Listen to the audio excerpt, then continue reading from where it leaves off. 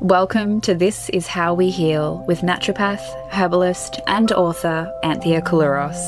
With over 3 decades of clinical experience guiding thousands on their healing journeys, Anthia invites you into honest, heartfelt conversations about what really gets in the way of health and healing and what gently brings us back to ourselves. If you're sick and tired of feeling sick and tired, overwhelmed by wellness noise, or just yearning to feel like yourself again, you're in the right place. This podcast is for anyone feeling burnt out, lost in a sea of symptoms, or simply longing for a deeper connection to their health, their body, and their truth.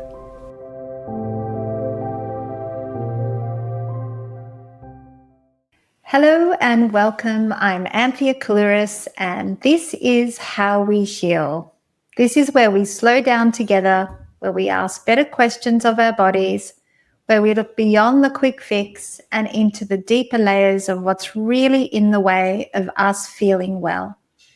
Today, we're talking about something I see often in my clinic, but that many people don't have the words for. It's called the freeze response. That place where your body goes still, where you numb out to cope, where life feels far away, even though on the outside you're still showing up for work, for your family, for your life. If you've ever felt stuck, disconnected, or just so tired that even rest doesn't help, then this episode's for you. We numb out to cope, to get through, to not feel. But stress, when it's unprocessed, when it's unacknowledged, it doesn't just pack its bags and leaves, it takes up residence in the body. And over time, that numbness turns into something else, chronic illness.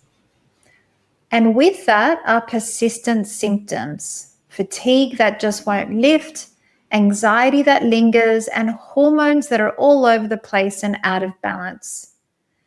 And then the body whispers and then it screams. And it's not to punish you, but to pull you back into presence, to call you home, because eventually stress does make a home in your body. So what is the freeze response? Well, it's not a weak part of our nervous system, and it's not really a failure. It's completely biology and it's survival.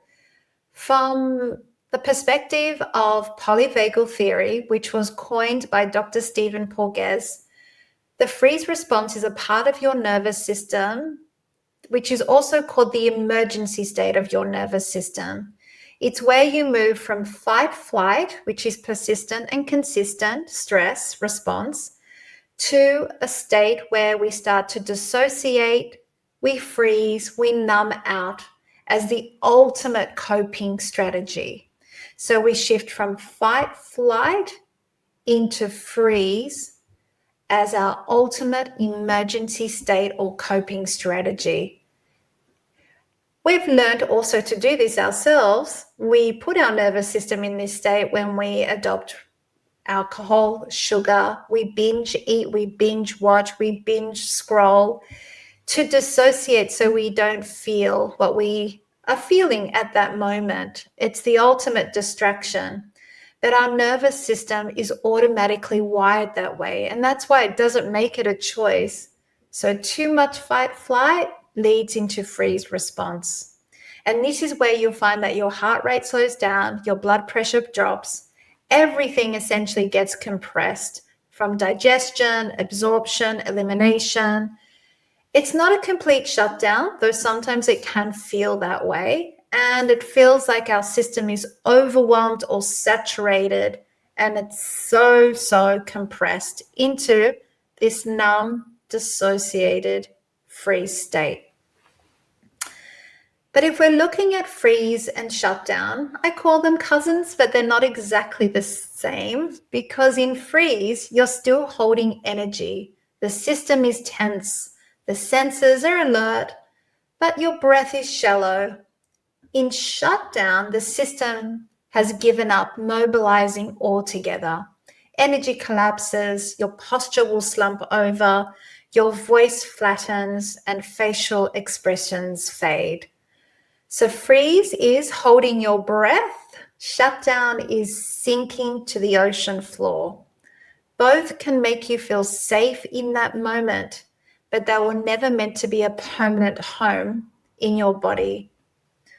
So let's look a little bit deeper into what pushes us into freeze response. It doesn't always take a dramatic event.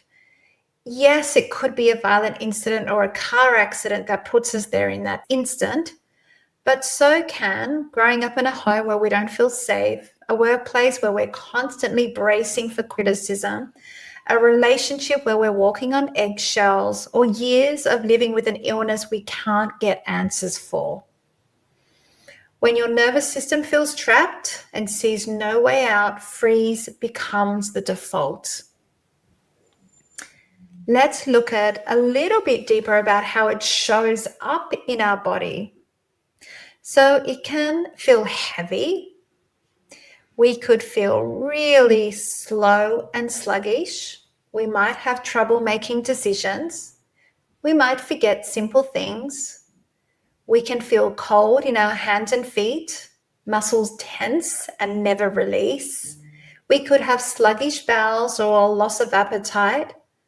And over time, it can contribute to things like chronic fatigue, fibromyalgia, which is pain in our muscles, flare autoimmune symptoms, create hormonal imbalances, irregular cycles, PMS, low libido, migraines or headaches, catching everything that goes around or being stuck in chronic inflammation and pain. And mentally, it might feel like flatness or depression or sadness, watching life happen from a distance and being so disconnected from your body and your senses, which leads to no motivation for things that you used to enjoy. When freeze sticks around, dissociation often moves into. It's the mind's way of saying, you don't have to be here for this. It might feel like you're outside your body watching from above, hours passing that you can't account for, hearing someone speak but not absorbing all their words. And then there's distraction, our socially accepted form of dissociation, overworking, again scrolling endlessly, binge watching until 2 a.m., filling every moment so you never have to sit with the quiet. There's no shame here. These were survival tools once, they just don't serve you long term. So what is the cost of living in this freeze or frozen state? Well, it's unprocessed stress that doesn't really vanish. It's just hidden underneath this frozen wet blanket. It can sit in our muscles, in our fascia, in our immune system, in our hormones. And over time, that trapped survival energy becomes the conditions that we always end up with, that we always wonder about, is this stress or is there some other underlying contributing factor? Whether it be chronic inflammation or blood sugar dysregulation or sluggish digestion, adrenal burnout, whatever it might be, it isn't that your body is completely broken. It's doing what it was designed to do, but it's just doing it for far longer than nature intended, because we're not meant to be in a freeze state. We're meant to move through it and move through it into regulation. So how do we thaw out? What is it that we need to do to meet our freeze response and move through it when we find ourselves there, when we find ourselves in that overwhelmed state and we don't know what to do? We basically reconnect. We gently, we slowly, without forcing ourselves, start reconnecting. And how to do that when you're in a freeze state, when you're in a dissociated state? Perhaps we just notice the simplest things. We notice the sensations in your body. And it's so simple, from feeling the fabric on your skin, noticing your temperature. Is it warm? Is it cool? Is it somewhere in between? Perhaps it's placing your feet on the ground, scanning your muscles from head to toe. Are they tense or are they soft? Noticing sensations, or that sensory awareness, is a way of getting from your freeze dissociated state of your nervous system into a more present, active state. Another way is to use rhythm to soothe. Rocking gently side to side, back and forth is another way. And sometimes we might find people in this state, and sometimes I see this with patients, suddenly they start feeling safe enough to reconnect, get back into present time. What feels like they might be in a faraway land or distant or daydreaming, suddenly they feel back within their body, and I might see them moving side to side, back and forth. It could be breathing in for 4 counts or breathing out for 4 counts. And it could also be placing your hand on your heart and repeating the words, I am safe. I am safe to reconnect. I am safe to re-engage. Another thing that I might recommend to orient to the here and now and to be very present in our minds and body is to use our senses. Name 5 things that you can see, 4 things that you can hear, 3 things that you can feel, 2 things that you can smell, and 1 thing that you can taste. And just through sensory awareness, once again, we get present and back in our bodies.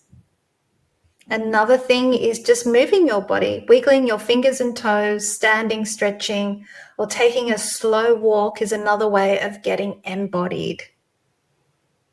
So really it's about increasing feelings of safety. When we feel safe enough to connect and we don't feel we need to dissociate because we're in a fight, flight, or stressed out state, once we meet with our feelings, we basically need to ground, and we can do that through a few different things that actually stimulate what we call the vagus nerve. The vagus nerve connects your gut and your brain.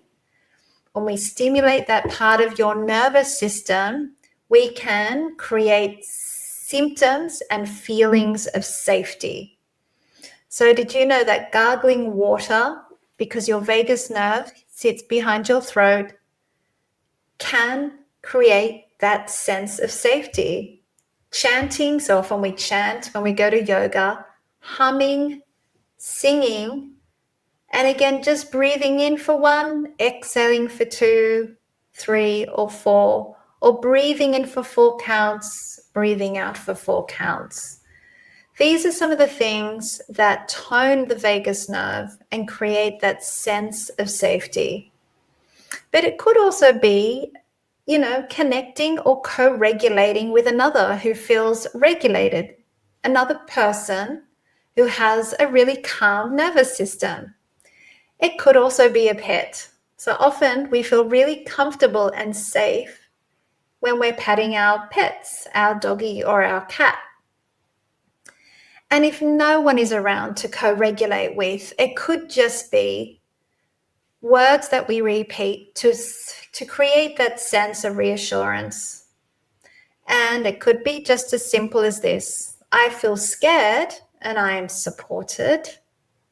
So note that we validate the feelings that we're experiencing. I feel lost and I have a plan. I feel lonely and I'm in good hands. I feel like this won't work, and I will be curious and open to what can help me heal. If all else fails, we can call someone safe, put the kettle on, make a cup of calming herbal tea.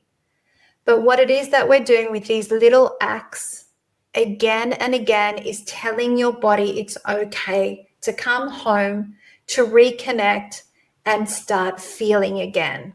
Moving from that free state to that feeling state.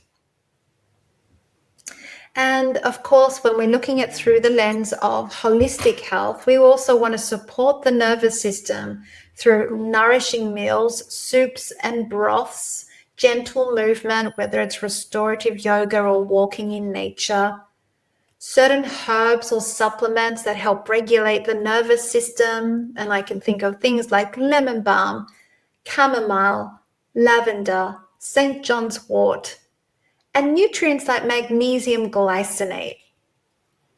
Consistent sleep routines. When we create rituals, and I think of 4 rituals in a day: a morning ritual, a lunchtime ritual, an end of work or school day ritual, and a night ritual. These are 4 touch points in a day that could be cues to start feeling in our minds and body, moving out of that freeze response into a reconnected, regulated state of our being. So 4 touch points in a day, you could think of them as 4 anchors, 4 rituals, 4 opportunities to re-engage, reconnect. So if you are in freeze, you are not broken. Your body is wise. It is simply protecting you the best way it knows how. But it's about how long we stay in that freeze-dissociated state. So maybe today you may ask yourself this: where in my body feels safest right now? Who helps me feel most seen? What's one thing I can do to bring it a bit of warmth so we can unfreeze? Because the body whispers and then it screams, and it's not to punish us, but to call us back home. And when we answer, even with the smallest step, the tiniest thing, it starts to thaw out. So if this episode spoke to you, share it with someone who needs to hear it as well. And if you'd like to support to navigate or thaw out your nervous system, you can book a consultation with me at my naturopathic clinic or join my membership, the Staying Healthy Together Club, where we explore these topics in community with the tools and the support to help you come back to yourself. And please note, while this information offers valuable insights and support, it is not a substitute for professional guidance. To support your health and healing journey, always consider consulting with a trauma-informed, integral therapist. And until next time, move gently, breathe fully, and come home to your body. If this episode spoke to you, your healing journey doesn't have to end here. Join Anthia in her dedicated online community, the Staying Healthy Together Club, a space for real conversations and holistic health education with trusted resources. We'd love to see you there.